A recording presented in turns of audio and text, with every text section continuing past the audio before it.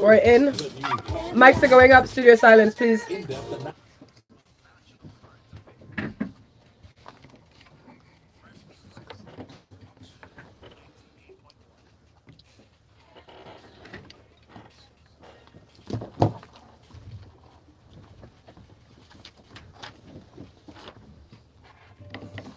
Good morning, Lagos. You are tuned in and listening to Smooth Breakfast on Smooth 98.1 this morning with Valentine. And Folu. Good morning, Lagos. Good morning. Joining us at this time, as it's 7:30 exactly, we have got a team of analysts in the studio ready to delve into today's newspaper headlines and give us their take on what's going on around the nation. Joining us today for a Wednesday, we have Devoe Okorie. Good morning, Devoe. Good morning, Lagos. A cool Nigeria budget. Hey.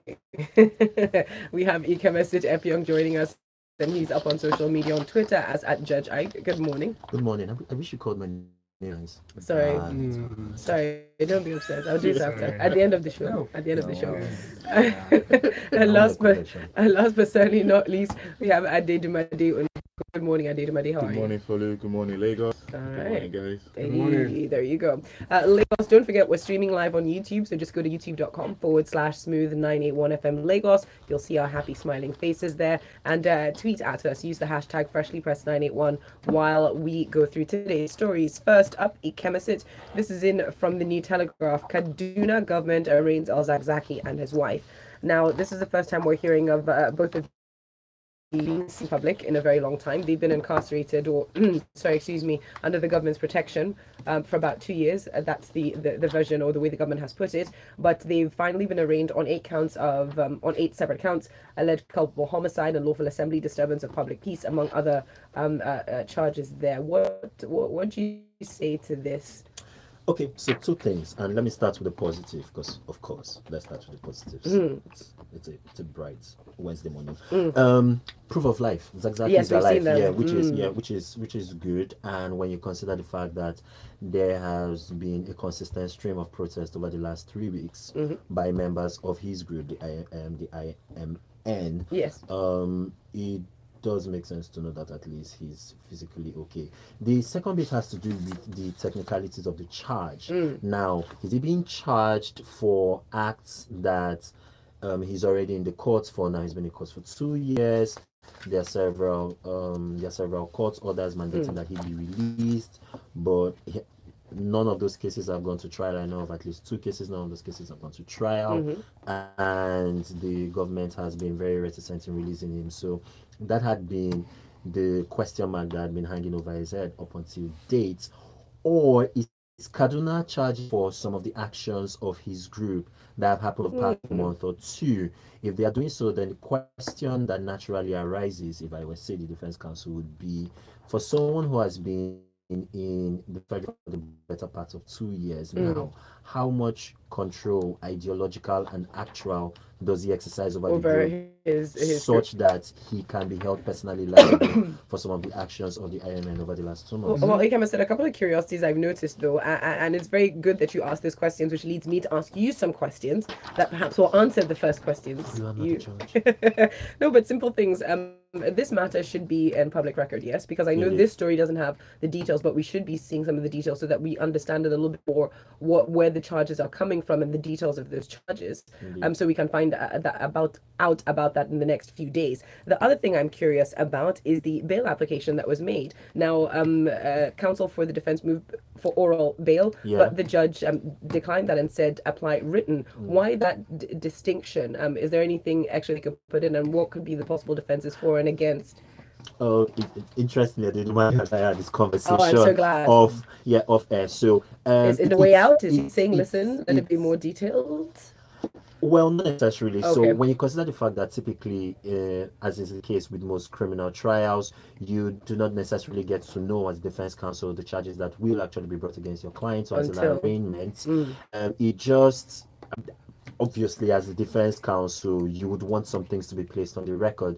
So even though it was based court's file that you did make an application and then the court mandated that you go get a written address. So nothing really substantial to read out of that other than it's just a basic legal technicality. But like you said, it should be a public trial. To the best of our knowledge, we do not have the details. We don't know if Kaduna would apply for the trial to be held in camera. So if it's going to be a public trial, we should be getting details trickling in through, the press. Definitely looking forward to that and seeing how this prosecution goes and how the defense lobbies against that. Oh yeah. All right, let's move on. Speaking of interesting things, up next, Devoe, let's talk about the stolen Mace. Crisis looms as National Assembly Committee summons Omo-Agege and Ndume, or as I like to call it, the curious case of the kidnapped Mace. I think we could write a little book about this. Yes. Devoe, we're seeing that both senators mentioned are to appear before a joint committee of the Senate and the House of Representatives. This is over their role or their alleged roles in the attack of the hallowed Senate chamber and the subsequent seizing of the Mace.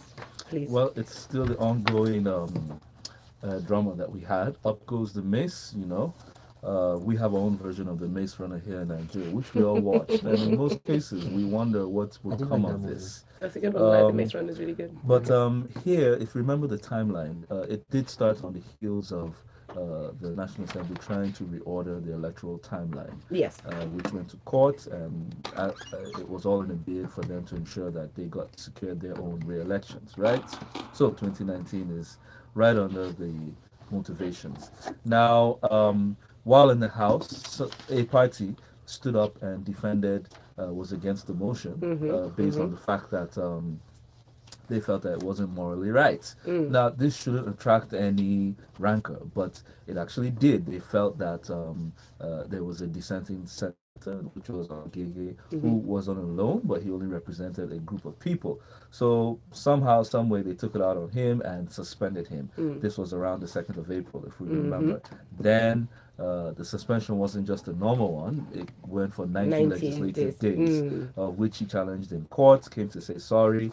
Then at the end of the day, just before the court nullified it, there was this uproar on the 18th where it looked as if what was caught on camera, about 7 people invaded the Senate chambers and took off with the Mace. Now, after then, the Saraki, that's the Senate President, set up a joint committee which has been investigating and looking into the matter. So, based on security feeds from security agencies, first of all, for Omo-Agege, the security heads did mention that to the divisional police officer of the National Assembly that those 7 thug-like men came in on the confirmation of Omo-Agege into the Senate House, that he was involved, that there was some internal. Yes.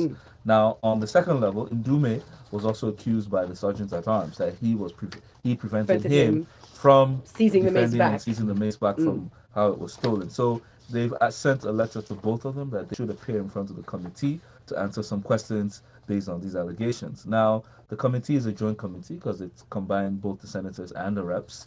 But in the long run, we are waiting to see the outcome of this summons. But on the larger level, you see, our National Assembly, and this is where people need to be careful. Remember, the National Assembly is the strongest arm for the people in government.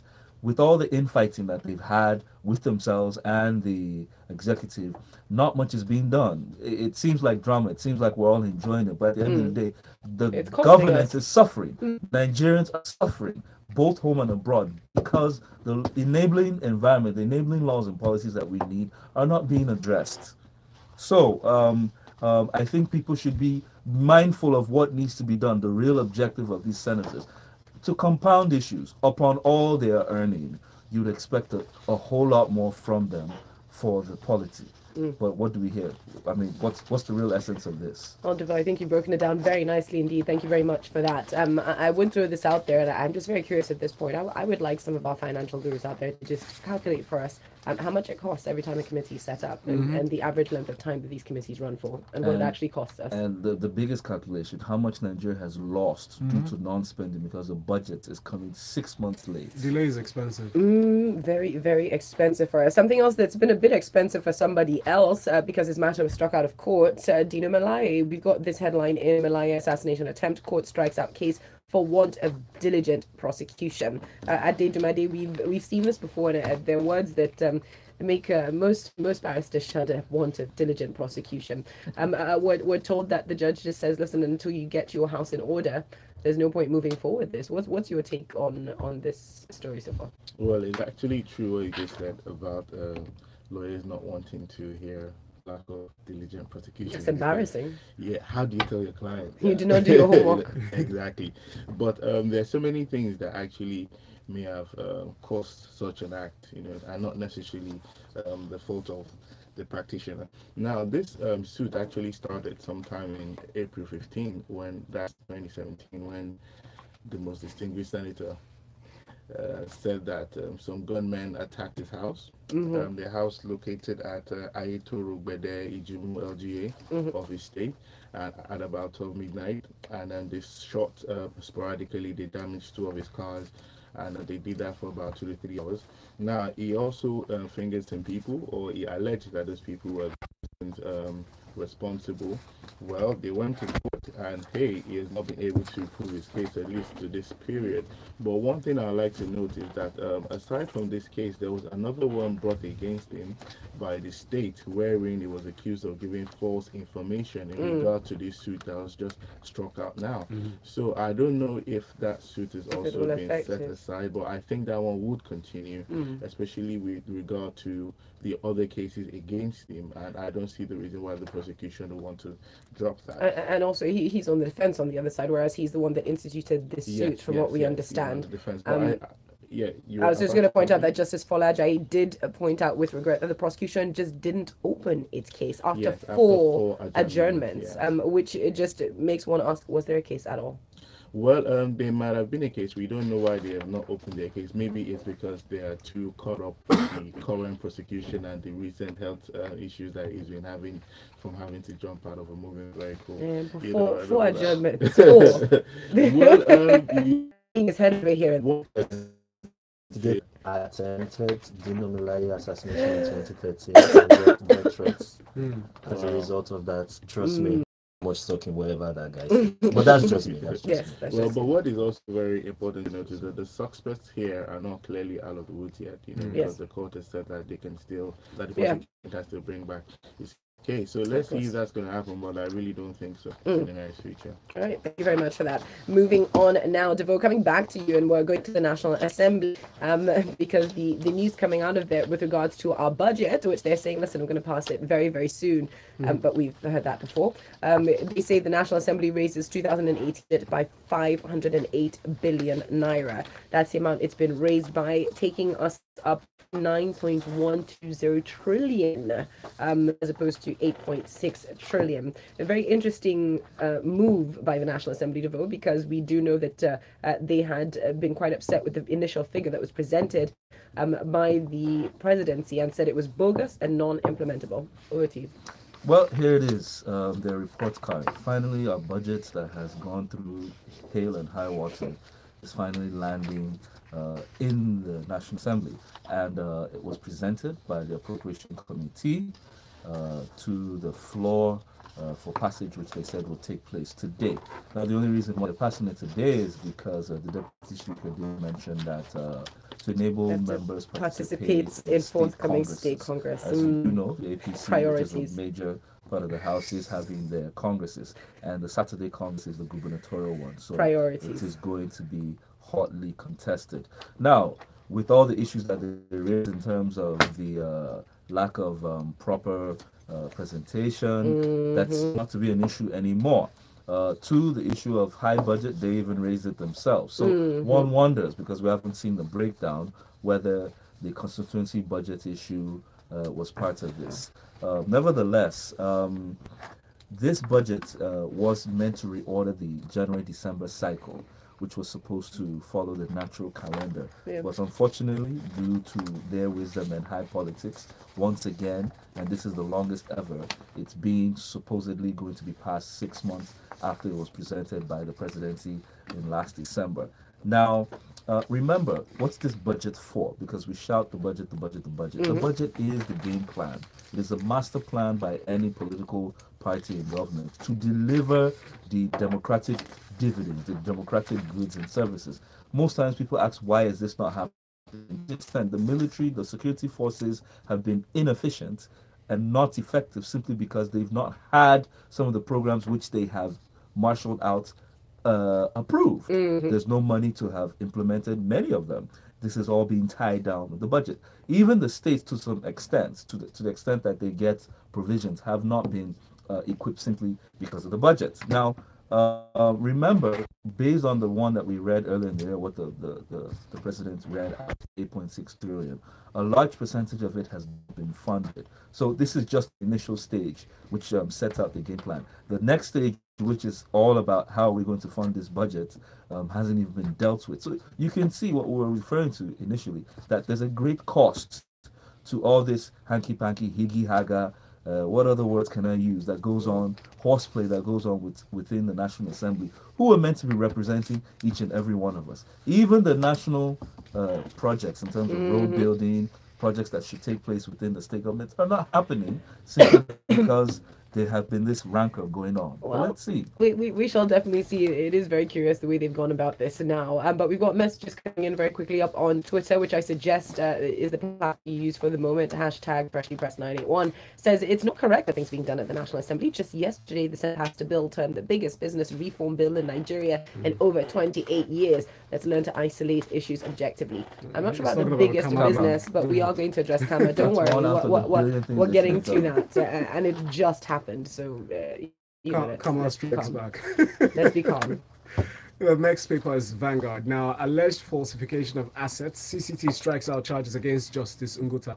So the Code of Conduct Tribunal sat in Abuja on Tuesday and struck out the 10-count charge that the federal government put against Justice Sylvester Ngwuta of the Supreme Court that was accused of concealing some of his private assets. Now, among the assets, he said one of them was his refusal to declare ownership of 28 plots of land to the Code of Conduct Bureau.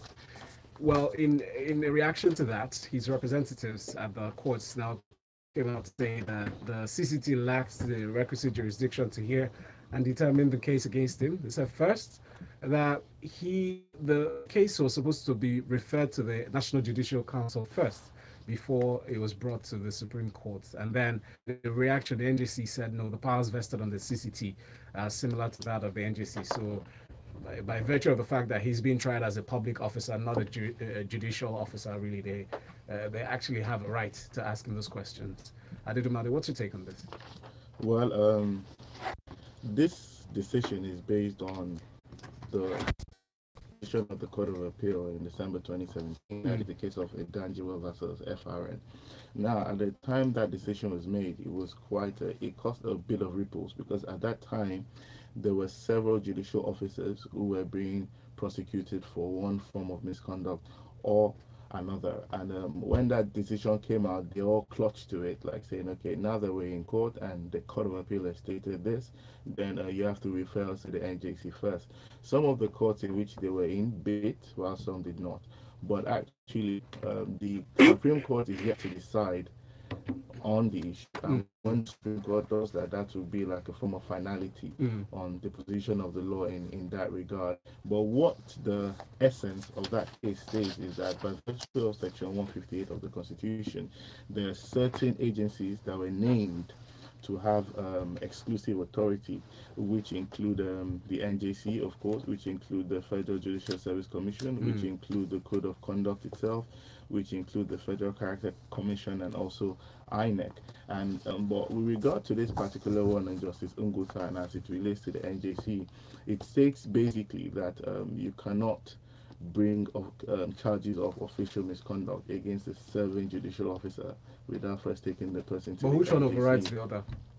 How do you mean? Because him serving under the CCT really makes him a public officer, right? And Yes. being part of the NJC makes him a judicial officer. Yes. Now, this is where the line, this is where the trick comes in. It says that the law says that you cannot bring any allegation of bordering on official misconduct. Now they try to state that yes, these were not official misconducts, but if you look at some of the charges, they included that his lordship was selling rice and palm oil while being a justice of the Supreme Court. Now that relates to his official position as a judge. Now they also said that while serving as a justice as well, he made a false declaration to the CCB. So that also relates directly to his position as a judge. So and under the agency, yes, so which means they went against the other events, really. Exactly. So, but now, I think this has shed more light for the prosecution, stating that they really have to do their own work and ensure that they dot their I's and cross their T's. Yeah. Because when they get to court, well, before they go to court, they do the media trials, and then they get to court and they lose out on technicalities. It really is embarrassing. Well, I don't think they find it as embarrassing. I think what they look out for is the media trial, in the sense, because that is what I'm sure their pay masters want. You know, let the world just know that we're fighting them in one way or the other. But let's see what happens in two things. One, with regard to the Supreme Court's decision, and see what the appeal on this will be. All right. Thank you very much, Adedunmade. Devoe, I'll come to you with this next story from The Punch. APC reps endorse Oshiomhole for national chair. So the former Edo State governor, Mr. Adams Oshiomhole, had a 3-hour meeting with the caucus of the All Progressives Congress at the House of Representatives on Tuesday. And, you know, they said they had a heart-to-heart conversation and talked about, you know, certain issues that bothered them. They saw that they were all on the same page, and they, in their words, represented by Melaye, when he expressed that they sat down for over 2 hours and had a heart-to-heart conversation, and that he has shown himself to have the qualities to replace Chief John Odigoyego. What's your take on this, Devoe? Well, still on the ongoing APC House of Commotion. They're trying their best to see how they can put it back in order. As you do know, there was serious rancor over the tenure elongation of current neck in the APC, of which the president did at some point come out and state that no, they must change them, but those who were present had the opportunity to vie again. So this has caused an uproar, because the fact that there are many who still wanted their positions. Some were looking at the issue of would they be able to vie for new people as against the election coming and still get their act together to win. But at the end of the day, I think the president's position was taken, and what was already known in the House, there were many clashes going on in the states, of which many held the current chairman, that's Oyegu, liable, that he didn't do much to resolve many of the issues. Yeah, so he didn't carry all the members along. Yeah. So finally, at the end of the day, I think there was some kind of consensus among the party people, and from the same state, Oshiomhole was touted as a next successor. Now he's come to the House, and a strong led party of this deputy speaker, the speaker himself, the majority leader, Femi Yusuf Lasun and Co., who are the strongest of the players representing the party, have stated that after this talk with Oshiomhole, they are going to endorse him. Does this stand a chance? Well, Oshiomhole spoke about reuniting the warring parties, as well as giving everybody something. But given his precedence as a governor and as a strong party man that's well spoken, I think with a strong endorsement like this, it's already a done deal. All right, we'll watch and see. Let's see how he can get them to the election 2019 and win. Okay, Lagos, you're listening to Freshly Pressed on Smooth 98.1 FM. Send your messages to Twitter with the hashtag FreshlyPressed981, and join us on YouTube as we're streaming live. It's youtube.com/smooth91FM. This day is next. The Senate passes CAMA bill, CAMA bill, to stimulate business growth. Now, the Senate they passed into law a bill for an act to repeal the Companies and Allied Matters Act of 1990, replacing it with a 2018 of that bill. It said that it has passed the third reading. It's waiting for the presidential assent, and this is supposed to boost SMEs.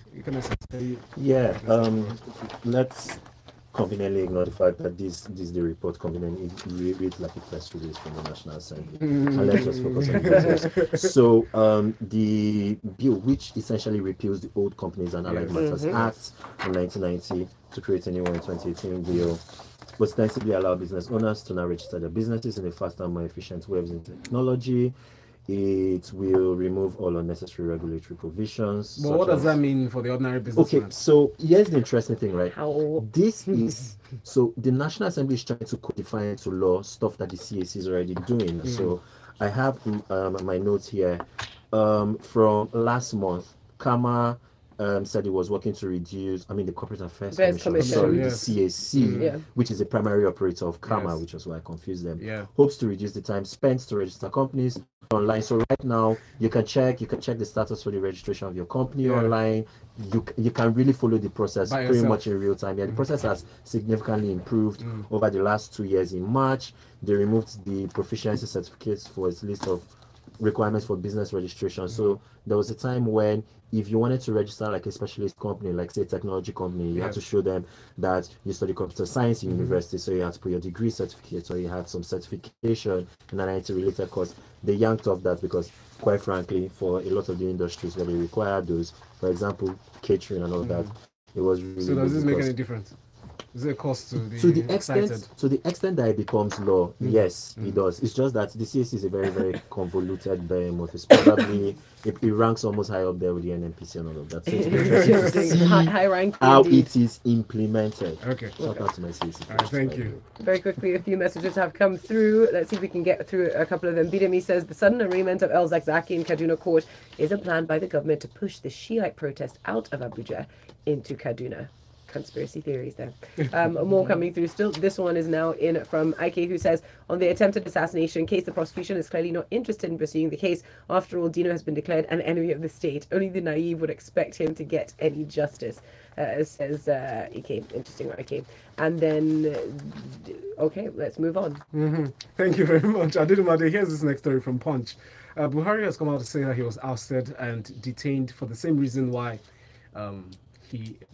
for the same thing he's doing right now in this present administration. He actually stated that when he was president in December of 1983, he had the same agenda to fight corruption, but then that was what fought back and succeeded. But this time around, that he's not going to back down.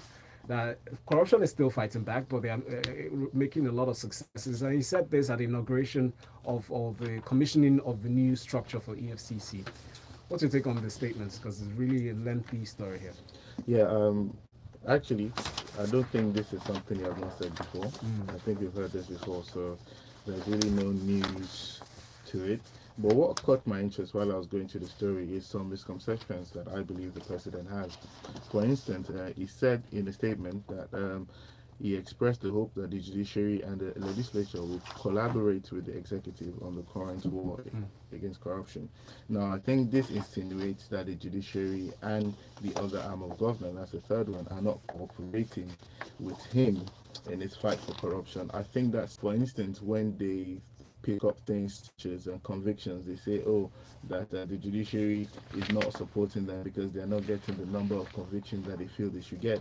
But actually, some of these issues come from their own investigation. So I think he has to shed some light on his ministries and the agencies that conduct these prosecutions, which are directly under the executive. Now, secondly, he says that that there needs to be a framework for corruption in Nigeria, and that the legislature should come with brazen new laws. But the thing is, we have quite a number of laws already. We just need to implement them.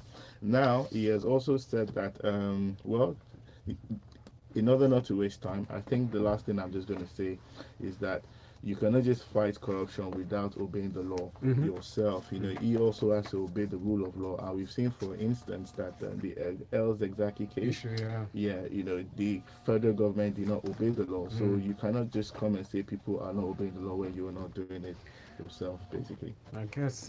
Next one, very quickly. Thank you very much, Adedunmade. Ikemesit, this one on ThisDay says, please bar Kano lawmakers from Assembly Complex. Principal officers impeached. The named 2 principal officers that are affected. The principal officers being El-Hadji. This one is the chief whip of the House and the speaker as well. Yeah, interesting developments in Kano. So the person who's leading this faction to remove the speaker, Kabiru Al-Hassan Rurum, was the former assembly speaker. He himself was removed in he resigned rather in 2017 because he was accused by members of taking 100 million naira to apparently squelch a probe, a probe that the House was planning into the affairs of the current Emir of Kano. So now he's come around, and he and 24 other members of this 40 House State Assembly are accusing the current speaker of incompetence, embezzlement, essentially all of the things that he was accused of in 2017, and he resigned.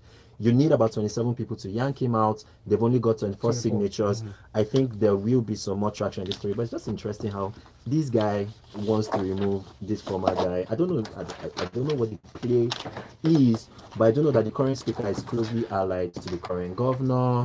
We're leading up to 2019.